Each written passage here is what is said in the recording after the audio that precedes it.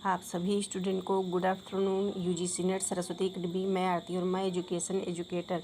तो यहाँ पे हम आज आपको बताने वाले हैं कि न्यू वैकेंसी आई हुई है। आप सभी स्टूडेंट जानते हैं यूपी के अंतर्गत जो है थर्ड वैकेंसी यानी कि थर्ड न्यू वैकेंसी आई हुई है। पहले आपकी एक वैकेंसी आई थी एलटी ग्रेड की वैकेंसी, इसके बाद आपको जीआईसी की आई, अब आपको देखने को मिली है जीडीसी की। ठीक है, तो आप सभी स्टूडेंट जानते हैं जीडीसी वैकेंसी यानी गवर्नमेंट डिग्री कॉलेज वैकेंसी। तो यहाँ पे आप देख सकते हैं उत्तर प्रदेश लोक सेवा आयोग के द्वारा जो वैकेंसी दी गई है, तो ये तीसरी वैकेंसी है जीडीसी के। तो यहाँ पे आप देख, ठीक है, 4 सितंबर 2025, 4 सितंबर से आपका आवेदन स्टार्ट हुआ है और इसके बाद जो अंतिम तिथि है वो आपकी होगी 6 अक्टूबर जो है 2025। तो आपको जो है टाइम मिला है कि आपको 1 मंथ पूरा है, ठीक है, 1 महीना। तो आप अपना जो है फॉर्म अप्लाई करिएगा और अच्छे से जो है फॉर्म फिल करिएगा। और ये जो क्या कहते हैं सुधार संशोधन ये सब मत करिएगा, ठीक है, फॉर्म अच्छे से फिल करिएगा। और इसके बाद इसमें आपको जानना है कि एक ओटीआर आपका होता है, यहाँ पे ये दिया गया है, तो इसको आप जूम करके देख लीजिएगा। ये महत्वपूर्ण सूचना जो है, तो आपको ओटीआर करना होता है। तो ओटीआर जो आपका होता है, आप आवेदन आप ये मत सोचिएगा कि हम जो है ओटीआर एक दिन पहले कर लेंगे, ठीक है। तो एक दिन आवेदन करने से पहले, एक दिन पहले तो ऐसा नहीं होता है। आपको जो है 72 घंटे, ठीक है, पहले ओटीआर आपको करना होता है, तब जा कर के आपका प्रोसेस कंप्लीट होता है, ठीक है। तो जैसे कि आपको आवेदन करना है, जैसे कल आपको करना है आवेदन, तो आपको इसको जो है 3 दिन पहले आपको जो है ओटीआर कंप्लीट करना होता है, ठीक है। 72 घंटे में प्रोसेस पूरा होता है, तो आप पहले ही इसको ओटीआर करवा लीजिए। इसके बाद जो है आप फॉर्म फिल करिए। और इसके पहले जैसे आपने एलटी ग्रेड और जो क्या कहते हैं जीआईसी, और आपने जैसे कि समीक्षा अधिकारी, ऐसी कुछ परीक्षाएं दी हैं जिसमें ओटीआर लगा है, तो आप वही जो है ओटीआर लगेगा और आप फॉर्म फिल कर पाएंगे। और यहाँ पे हम आपको बताने वाले थे कि इम्पोर्टेंट सूचना एजुकेशन सब्जेक्ट के बारे में। इसमें 14 सीटें हैं, यहाँ पे आप देखिएगा। ये यहाँ पे आप सभी स्टूडेंट देखिएगा, हम एजुकेशन सब्जेक्ट पढ़ाते हैं, तो यहाँ पे देख सकते हैं एजुकेशन जो है, एजुकेशन में 14 सीटें यहाँ पे हैं, ठीक है। अपना कैटेगरी वाइज देख सकते हैं आप सभी स्टूडेंट, यहाँ पे हैं, जूम करके देख सकते हैं। तो अपना अपना सभी स्टूडेंट देखिएगा, ठीक है, यहाँ जूम किए दे रहे हैं, यहाँ से देखिएगा, ये हैं। तो यहाँ पे अपना अपना सभी लोग स्टूडेंट देख लीजिएगा। 8 है इसमें, इस वाले में, ठीक है, अनारक्षित, ठीक है, अनुसूचित जाति में इसमें देख सकते हैं 9 है, सॉरी 9 नहीं है, इसमें है 2 हैं, यहाँ पे देखिएगा, यहाँ तक सब अपना अपना देख लीजिएगा। इसमें एक भी नहीं सीट, ठीक है। अन्य पिछड़ा वर्ग में भी देख सकते हैं, इसमें 3 सीटें दी गई हैं। और ये आप पढ़ लीजिएगा, देख लीजिएगा, इसमें 1 सीट है, इसमें नहीं। तो इस प्रकार से आप अपना अपना देख लीजिएगा सभी स्टूडेंट। और यहाँ पे इम्पोर्टेंट सूचना है, आपको सिलेबस बताना था हमें, तो सिलेबस के बारे में हम आपको बताएंगे। जैसे कि इसमें आपका पेपर कैसे होना है, तो ये भी आपको जानना ज़रूरी है। तो ये आपका यहाँ पे देख सकते हैं प्रारंभिक परीक्षा और मुख्य परीक्षा।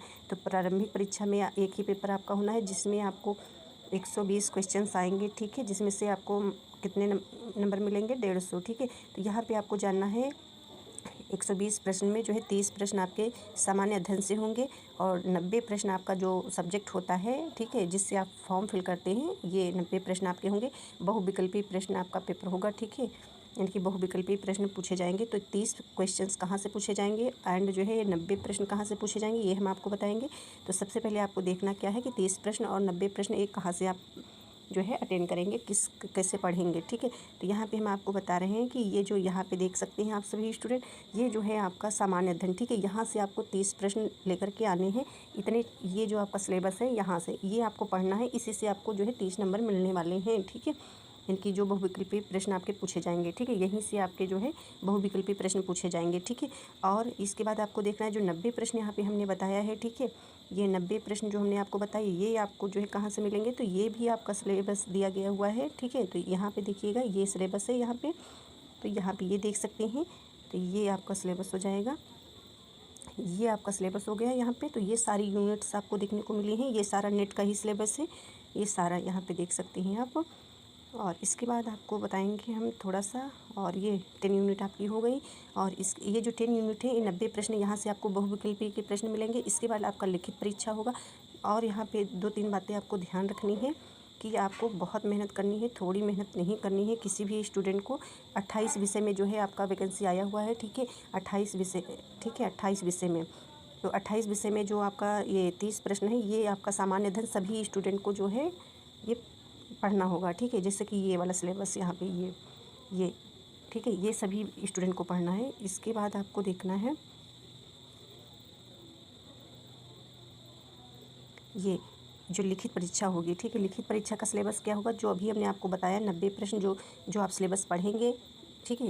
बहुविकल्पी प्रश्न आप जहाँ आएंगे, ठीक है, वही आपको सिलेबस इसमें भी पढ़ना है। ये लिखित परीक्षा होगी जिसमें से आपका 20 प्रश्न पूछा जाएगा, ठीक है। तो ये 2 भागों में विभाजित होगा। 10 प्रश्न लघु उत्तरीय होंगे, 10 प्रश्न दीर्घ उत्तरीय होंगे। एक प्रश्न आपका 8 नंबर होगा और लघु दीर्घ उत्तरीय के अंतर्गत इसमें 12 अंक का एक प्रश्न होगा। इस प्रकार से आपके क्वेश्चन होंगे। इसके बाद इंटरव्यू होगा। और एक बात आपको अच्छे से ध्यान रखनी है सभी स्टूडेंट को, ये जो प्रारंभिक परीक्षा है इसको आपको क्वालिफाई करना है और अच्छे से पढ़ना है, इसको अच्छे से तैयार करना है। जब आप ये इस प्रारंभिक परीक्षा में सफल हो पाएंगे, ठीक है, जब आप सभी स्टूडेंट प्रारंभिक परीक्षा में सफल हो पाएंगे, इसके बाद ही आप जो है मुख्य परीक्षा में बैठने को आपको मिलेगा, वरना नहीं मिलेगा। तो ध्यान रखिएगा, इसकी तैयारी आपको अच्छे से करनी है। इसके बाद जो है आप इसमें आएंगे, ठीक है, मुख्य परीक्षा में, यानी कि जो आप फॉर्म फिल करेंगे आप तभी आपको जॉब मिलेगी। इसको भी आपको जब अच्छे से क्वालिफाई करेंगे, इसके बाद जो है आप इंटरव्यू में आएंगे, ठीक है। तो ये इंटरव्यू में आपको 25 अंक ये सब आपका दिया गया है। तो इसी पर ये पूरा आधारित है। 3 परीक्षाएं आपको क्वालिफाई करनी है, इसके बाद ही आपकी जॉब लगनी है, ठीक है। तो तीनों क्वालिफाई आपको अच्छे से करने हैं, आपको बेस्ट देना है, सबसे बेस्ट, ठीक है। और 14 सीटें हैं एजुकेशन सब्जेक्ट में, ये भी आपको ध्यान रखना है। एजुकेशन वाले बच्चों के लिए बोल रही हूँ, बाकी अदर सारे स्टूडेंट के लिए बोल रही हूँ। बाकी जो हमने आपको सिलेबस बताया है ये एजुकेशन का ही हमने बताया है यहाँ पे। ये जो हमने सिलेबस यहाँ पे बताया है, ठीक है, ये सारा नेट का ही है, आप देख सकते हैं ये। और इसके बाद थोड़ा सा और आपको बता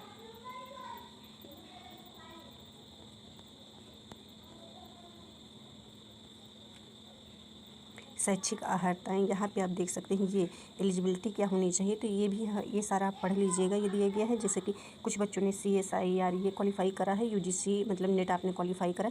एलिजिबिलिटी आप जैसे कि परा स्नातक करा, PG, ठीक है, PG या आप कह सकते हो परा स्नातक, ठीक है। परा स्नातक आपने करा हुआ है, परा स्नातक प्लस जो है आप नेट क्वालिफाई हो, ठीक है, या जो है PhD जो 2009 से पहले, इसमें पूरी जो है इन्फॉर्मेशन दी गई हुई है, आप उसको पढ़ लीजिएगा। एलिजिबिलिटी जितनी भी दी गई हुई है, ये परा स्नातक यहाँ पे हम, ठीक है। तो ये आपका क्वालिफाई होना चाहिए, तभी आप इसमें फॉर्म फिल कर पाएंगे। और इसके पहले जो वैकेंसी आई थी जैसे कि LT ग्रेड की, ठीक है, ये आप पढ़ लीजिएगा, यहाँ से देख लीजिएगा, जूम कर लीजिएगा।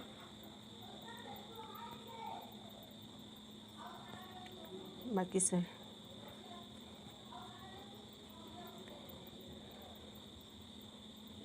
और इसके पहले जो वैकेंसी आपकी आई हुई हैं जैसे कि LT ग्रेड की हो गई, ठीक है, LT ग्रेड वाली जो आपकी जॉब, LT ग्रेड की जो आपकी वैकेंसी आई, इसमें आपका जो है स्नातक, जैसे कि स्नातक आपका हो गया, ठीक है, और B.Ed हो गया, स्नातक प्लस B.Ed था, ठीक है, B.Ed आपका था।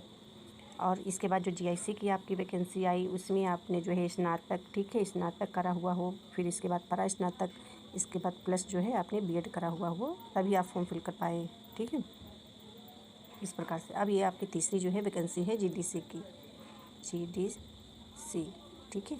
तो 3 वैकेंसी आपको देखने को मिली हैं। और जो बच्चे जिसमें एलिजिबल हैं अपना फॉर्म फिल करिए, ठीक है, और अच्छे से तैयारी करिए। Thank you.